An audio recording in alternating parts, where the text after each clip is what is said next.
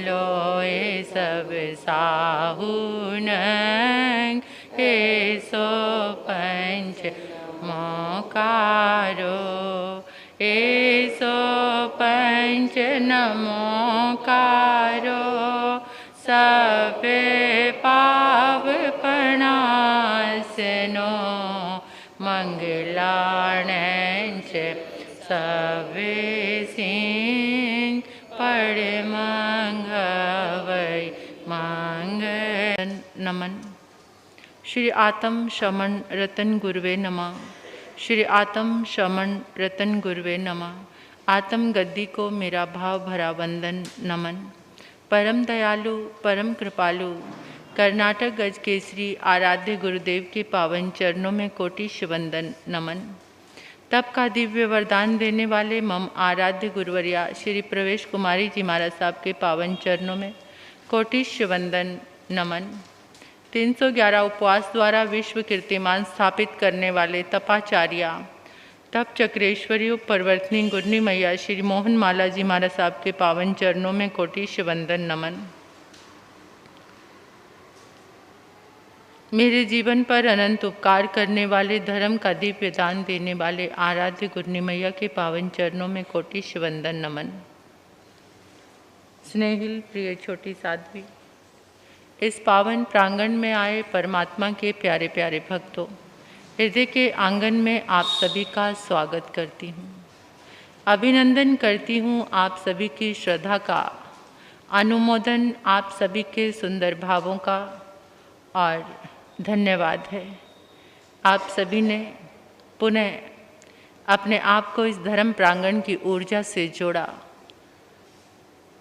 इस आत्मगद्दी के पावन प्रांगण में आप पुनः भक्तामर की ये साधना करने के लिए आए हैं।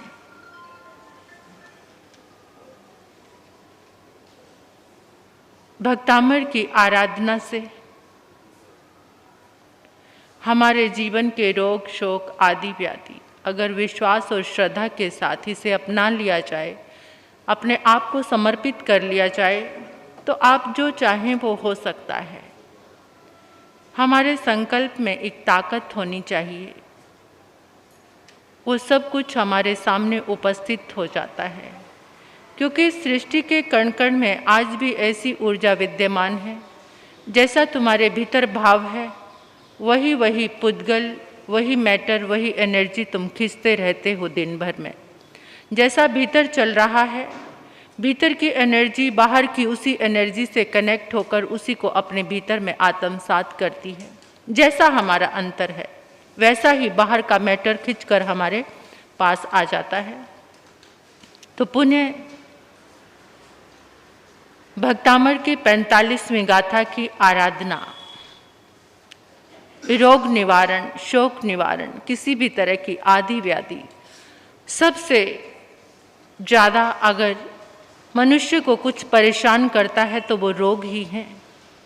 कितने बार धन भरपूर होता है लेकिन शरीर स्वस्थ नहीं होता, तो वो धन भी अच्छा नहीं लगता, उसमें भी मन नहीं लगता, कुछ उपभोग करने को मन नहीं करता क्योंकि शरीर रोगी है। अगर शरीर स्वस्थ है तो किसी चीज़ की कमी है उसको भी आनंद से जिया जा सकता है। सबसे ज़्यादा व्याधि अगर देह में है तो किसी भी चीज़ में मन नहीं लगता। तो इसलिए सबसे ज़्यादा स्वस्थ अगर परमात्मा की आराधना करनी है तब भी इस देह का स्वस्थ होना जरूरी है। संसार का कोई कार्य करना है, अगर ये देह स्वस्थ है तो ऊर्जा के साथ वो काम हो सकता है। तो सबसे पहली प्रभु से आराधना। हमारी आत्मा के साथ भी अनादि काल से अनंत रोग लगे हुए हैं, जिससे ये आत्म कर्मों की जंजीरों में जकड़ा हुआ है और फिर उसके साथ ये देह भी। कर्म रूपी जो जंजीरें हैं वो रोगों को उत्पन्न करके इस देह में इतनी सारी व्याधि कि हर पल पुनः नए कर्मों का बंध होता रहता है। परमात्मा की ये आराधना उन सारे रोगों को मिटाकर हमें स्वस्थ करती है। कुछ आचार्यों ने विशेष प्रयोग किए हैं जिनके लिए हमें रिद्धि मंत्र, मंत्र जाप और बीज अक्षर ये मंत्र देकर और मूल गाथा की आराधना करके यहाँ तक अपने संकल्प के माध्यम से लोगों ने अपने कैंसर तक के रोग, जो लाइलाज बीमारी, जिस बीमारी का कोई इलाज नहीं है, परमात्मा की आराधना में उसका इलाज होता है। उनके पास इतनी शक्ति है, क्योंकि हमेशा एक ही बात समझ आती है। आज का युग को देखकर जो आप लोगों का रुझान, आप जो थाली के बैंगन बन गए हैं, उसके लिए मैं एक ही आह्वान आपको देती हूँ।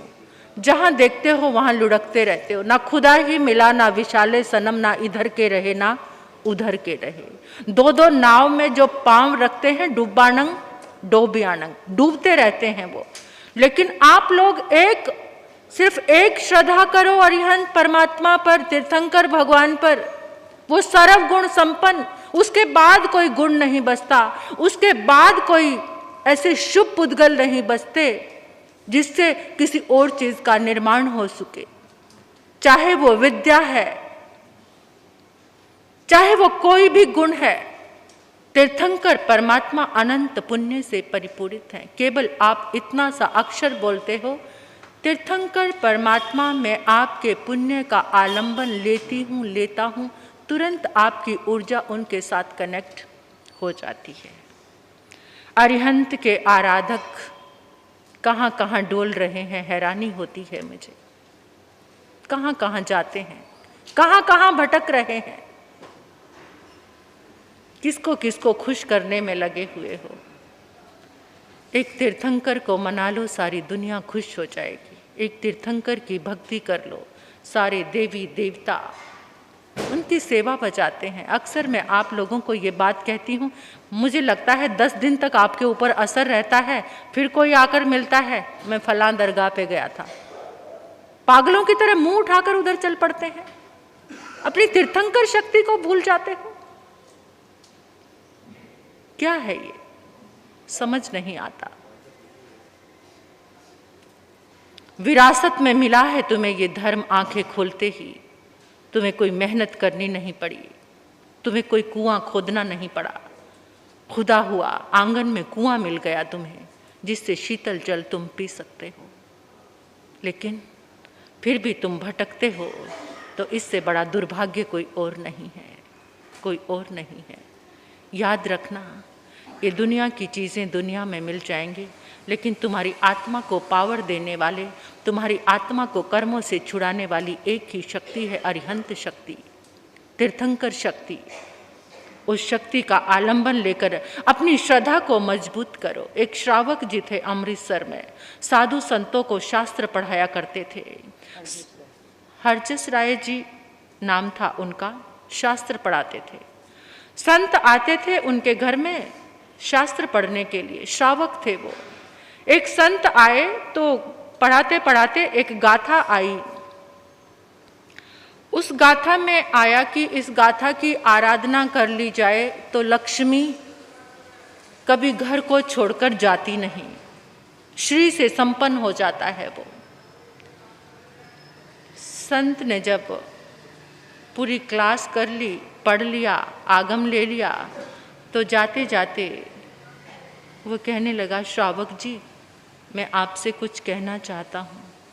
क्योंकि वो श्रावक जिस चटाई पर बैठकर उनको आगम पढ़ा रहा था, उस चटाई में भी जगह जगह छिद्र हो रखे थे, फटी हुई थी जगह जगह से वो चटाई। घर में ऐसा था जैसे चूहे कलाबाजियाँ ले रहे हैं, बेचारों को एक दाना भी खाने को नहीं मिल रहा था। मतलब बहुत बहुत गरीबी थी। तो संत ने कहा, श्रावक जी आपने कभी इस गाथा की आराधना नहीं की।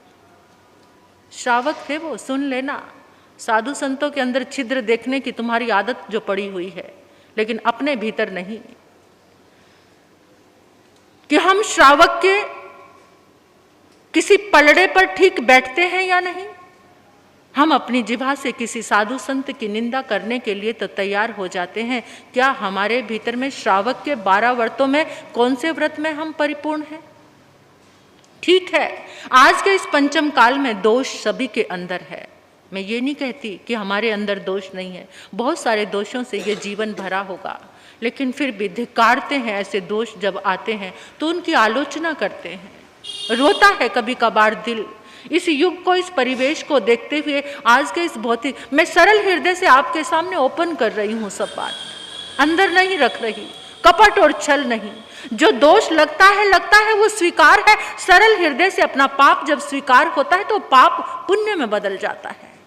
और धर्म करते करते पाप को भी जो पुण्य बनाने की कोशिश करता है, पाप को भी जो धर्म बनाने की कोशिश करता है, उससे बड़ा अधर्म कोई और नहीं होता।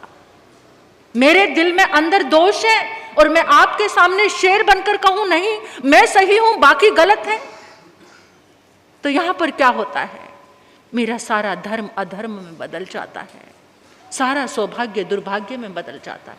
अगर सरल हृदय से किसी चीज को स्वीकार कर लिया जाता है तो परमात्मा कहते हैं तुम्हारा पाप भी पुण्य में बदल जाता है। वो संत ने जब कहा, श्रावक जी हाथ जोड़कर कहने लगे, महाराज साहब मुझे सब मालूम है, लेकिन मैं कर्म की जो विचित्र लीला है और कर्म को भोगना चाहता हूं। मैं इस मंत्र का जाप कर सकता हूं, लेकिन जो मेरा कर्म उदय काल है, मैं महावीर का उपासक हूं। महावीर अपने कर्मों को खपाने के लिए अनार्य देश में पहुंच गए थे, जहां उनको कुएं में लटकाया गया, रस्सियों से बांधकर कुत्ते उनके शरीर को काट रहे हैं और महावीर अपने कर्म खपा रहे हैं। उसी महावीर का मैं उपासक हूँ। तो ऐसे ऐसे श्रावक भी और हम बिना पैंदी के मटके इधर उधर डोलते रहते हैं। पता नहीं क्या क्या प्रलोभन जीवन में आते हैं। इस जीवन में धर्म क्या साथ में जाएगा? जहां तुम दौड़ रहे हो, भाग रहे हो, एक दिन तो तुम्हें लौटना पड़ेगा अरिहंत की शरण में। उसी से तुम्हारे जीवन का कल्याण और मंगल है। जितने लोग तुम यहाँ पर आए हो, आज ये इस पाठ पर शायद इस समय का, इस वर्ष का अंतिम ही बात है। कुछ प्रवचन नहीं कहूँगी मैं कि अंतिम बात कह रही हूँ इस वर्ष की आपको। उसके बाद तो शायद इस पाठ पर आने का सौभाग्य नहीं मिलेगा, क्योंकि विहार भी लंबा है, जाना भी बहुत दूर है। तो मैं आज के समाज की एक छोटी सी साध्वी हूँ, आप लोगों का अन्न खाया है।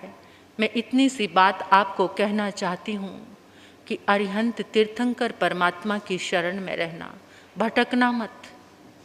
कितनी भी परीक्षाएं आए, एक ही निर्णय, एक ही संकल्प, एक ही सोच कि चाहे कुछ भी हो जाए मुझे तीर्थंकर की आराधना ही करनी है और कुछ भी नहीं करना। भटकाने वाले आएंगे जीवन में, भटकना मत, इधर उधर मुंह उठाकर मत चल देना।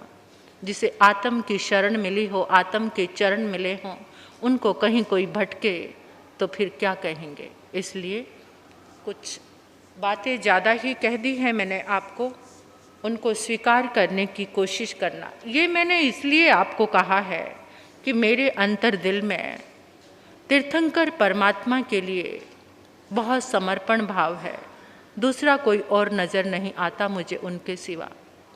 और वो मिला है आपने सबने देखा ही है।